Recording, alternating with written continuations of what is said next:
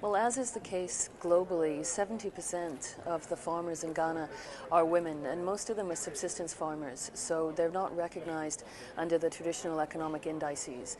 So their presence is not felt and their voices are not heard, but at the same time they're predominantly responsible for feeding the children and feeding the families. So they have a large job to do, but their invisibility means that they're not getting the supports that they need in order to adapt to climate change. So precisely, their problems have to do with weather. So as agriculturalists, they depend on the rainy season in West Africa, and the rains don't come in the way that they used to. What the women say is, in the morning I see the clouds, but then there's no rain in the afternoon. So they're facing unpredictability with rainfall patterns, and they've had to find ways to adjust to that. In the last 5 years, they've also been challenged by drought in the rainy season, and then the drought can be followed by a flood.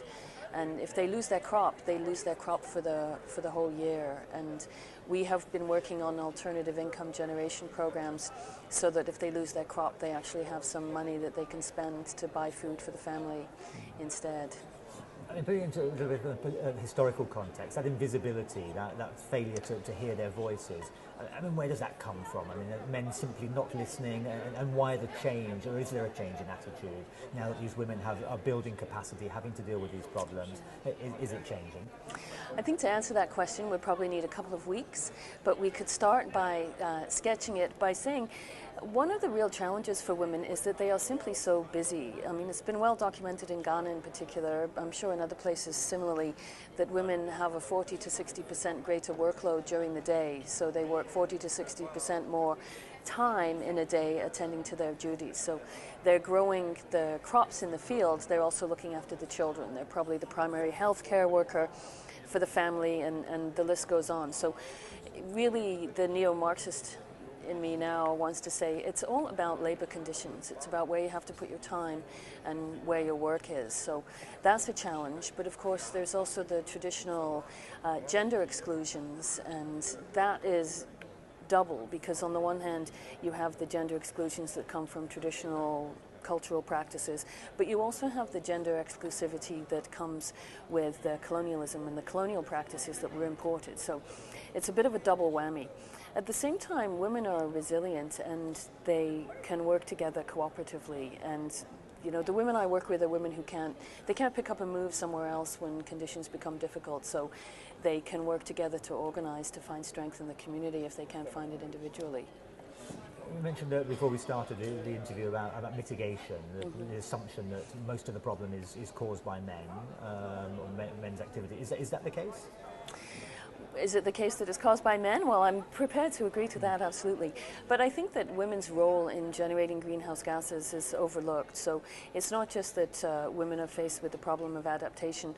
Women, particularly at the household level, or I mentioned the statistic already of 70% of the world's farmers, agriculture is a sector that produces massive greenhouse gas emissions, and that includes methane as well as carbon dioxide, which is a much more potent greenhouse gas. So if we are unable collectively to account for women's contributions to greenhouse gases, we're not going to be able to achieve our mitigation goals.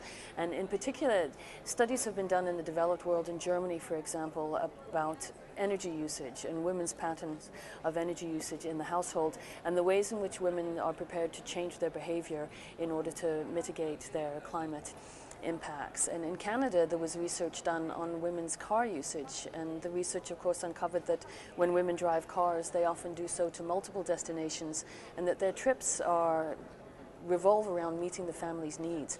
So if you want to try and cut car usage by, for example, making it more expensive to drive a car, the impact that you're going to have on women is going to be different than the impact that you're going to have on men. So in attending to gender in mitigation, we can mitigate greenhouse gases in ways that don't breach principles of distributive justice by simply increasing women's workload or making their already challenging lives more difficult. Right. I mean, going back to Ghana, do you find they're receptive when you talk about mitigation, perhaps ways of changing their farming practices? Do you find they're receptive to those suggestions? Well, I would hope so, but we're not really at that stage yet, because the truth is the communities are suffering such impacts that adaptation is what they're concerned with there. So for example, when you're not getting the rains, or when the rains aren't predictable, the primary crop there was groundnut. When you plant your groundnut, if it doesn't rain immediately after you've planted it, then the nut doesn't grow. But you can't tell that by looking at the plant above the ground. So you can look after the plant for 2 months, 3 months, but then when you go to harvest and you pull it out of the ground, there is simply no nuts there. So in order to adapt to that, women have moved to planting rice. And rice is nice because you plant it, and if it doesn't rain for another month after that, the rice doesn't care. It just sits there and waits. And then when it rains, the rice grows. So if rainfall is going to be unpredictable, rice is a much more useful crop to grow than groundnut.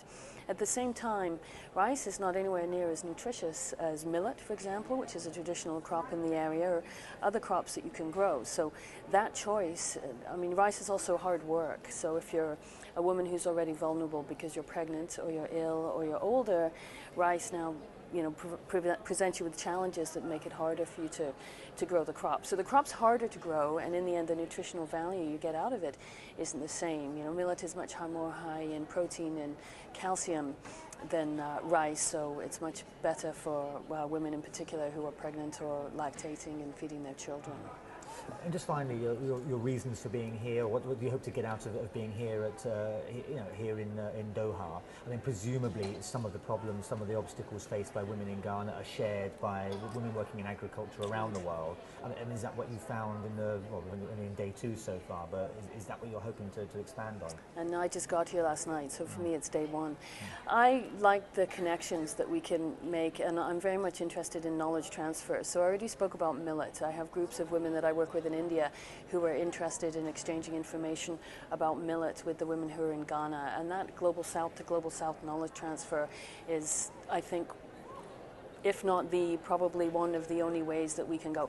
I asked myself coming here, why would I fly halfway around the world and generate all these greenhouse gases just to get here? And I'm becoming more and more moved towards the conclusion that I shouldn't come to these talks anymore because the costs don't seem to, the benefits aren't there to compensate for them. But at the same time, I have learned much about the ways in which women throughout the world adapt to climate change impacts. And I take that knowledge back to the village in Ghana, which is useful for the women there. So I think it's on the ground at the very basic level of how we live our lives, what we eat, and how we meet our food needs and the family's daily living needs. I think that's the level that's the level at which the real change with climate change is happening. So I want to be able to draw knowledge and information from that level so that it can be circulated and percolated through the system.